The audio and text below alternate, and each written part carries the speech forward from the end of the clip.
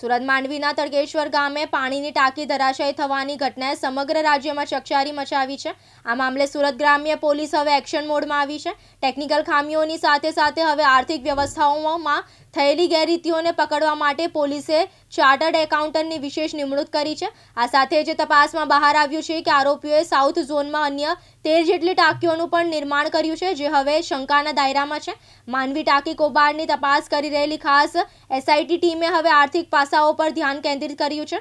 સુરત ગ્રામ્ય પોલીસ દ્વારા આ કેસમાં ખાસ સીએની નિમણૂક કરવામાં આવી છે। આ સીએ કોન્ટ્રાક્ટર સાથે સંકળાયેલા તમામ નાણાકીય વ્યવહારો, બેંક ડિટેલ્સ અને ટેન્ડર પ્રક્રિયામાં થયેલા ખર્ચની ઝીણવટભરી તપાસ કરશે। પોલીસનું માનવું છે કે આ કૌભાંડ માત્ર નબળા બાંધકામ પૂરતું મર્યાદિત નથી, પરંતુ તેમાં મોટા પાયે નાણાકીય હેરાફેરી પણ થઈ હોઈ શકે છે। આ તપાસમાં સીએની ભૂમિકા અત્યંત મહત્વની રહેશે। સીએ દ્વારા ટેન્ડર પ્રક્રિયા દરમિયાન કયા પ્રકારની શરતો હતી, કોન્ટ્રાક્ટરને કેટલું પેમેન્ટ કરવામાં આવ્યું અને તે નાણાંનો ઉપયોગ ક્યાં થયો તેની તપાસ કરવામાં આવશે। આ ઉપરાંત આરોપીઓના બેંક એકાઉન્ટ સ્ટેટમેન્ટ પણ ચકાસવામાં આવશે, જેથી લાંચ કે કમિશનના પુરાવા એકત્ર કરી શકાય। એક્સપર્ટ ઓપિનિયન તરીકે સીએ દ્વારા આપવામાં આવેલો રિપોર્ટ કોર્ટમાં મજબૂત પુરાવા તરીકે રજૂ કરવામાં આવશે। તપાસ દરમિયાન એક ચોંકાવનારી વિગત સામે આવી છે કે આ કૌભાંડના આરોપીઓએ સાઉથ ઝોન વિસ્તારમાં અન્ય 13 જેટલી પાણીની ટાંકીઓ બનાવી છે। તડકેશ્વરની ઘટના બાદ હવે આ 13 ટાંકીઓની ગુણવત્તા સામે પણ સવાલ ઊભા થયા છે। શું આ ટાંકીઓમાં પણ ભ્રષ્ટાચાર આચરીને નબળું મટીરિયલ વાપરવામાં આવ્યું છે, તે જાણવા માટે પોલીસ અને વિજિલન્સની ટીમો સક્રિય થઈ છે। આ તમામ ટાંકીઓના સેમ્પલ લઈને ટેકનિકલ તપાસ કરવામાં આવે તેવી શક્યતા છે। સર, તડકેશ્વરમાં પાણી ટાંકીની જે દુર્ઘટના ઘટી એમાં હવે પોલીસ કઈ રીતે આગળ તપાસ કરી રહી છે અને સીએને પણ હવે અંદરમાં જોડવામાં આવી રહ્યા છે, કારણ શું કહીએ? માંડવી ખાતે જે ઘટના બનેલી અને એમાં ગુનો દાખલ કરી અને આરોપીઓની ધરપકડ કરવામાં આવેલી। નામદાર કોર્ટમાંથી આરોપીઓના 5 દિવસના રિમાન્ડ મળેલ। આ રિમાન્ડ દરમિયાન ઘણી બધી અગત્યની બાબતો ધ્યાને આવેલી અને હાલ તપાસમાં અમે જે સરસ રીતે આગળ વધી રહ્યા છીએ। અમારા ડીવાયએસપી વનાર તપાસ કરી રહ્યા છે અને એમની સાથે અન્ય પણ અધિકારીઓની એક ટીમ અમે મદદમાં આપેલી છે અને તમામ મુદ્દાઓ પર તપાસ થઈ રહી છે।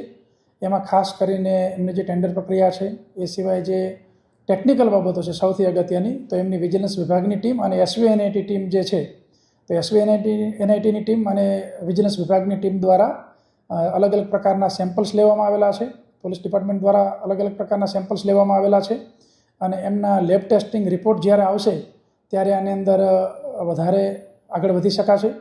એ સિવાય જે નાણાકીય બાબતો છે કે કેટલા પેમેન્ટ થયા, ટેન્ડર જે છે એની ઘણી બધી વિગતો છે નાણાકીય, તો એ નાણાકીય વિગતો માટે એના એક્સપર્ટ તરીકે ચાર્ટર્ડ એકાઉન્ટન્ટને લેવામાં આવ્યા છે તપાસમાં અને ચાર્ટર્ડ એકાઉન્ટન્ટ જે છે એ અમને તપાસમાં મદદ કરશે અને ઘણા બધા પુરાવા મેળવી આપશે, એ અમને વિશ્વાસ છે। અને આગળ એક પણ મુદ્દો બાકી ન રહી જાય તપાસનો અને ખૂબ સરસ રીતે તપાસ થાય અને આ ગંભીર ઘટના જે છે એમાં તમામ પ્રકારના યોગ્ય પુરાવા મેળવી નામદાર કોર્ટમાં ચાર્જશીટ કરવામાં આવશે। આ જે આખી કંપની હતી એને અન્ય ઝોનમાં પણ, કે સાઉથ ઝોન સહિતમાં છે, 13 ટાંકીઓ બનાવી છે, તો એમાં પણ કંઈક શંકાને કારણે કોઈ તપાસ થાય?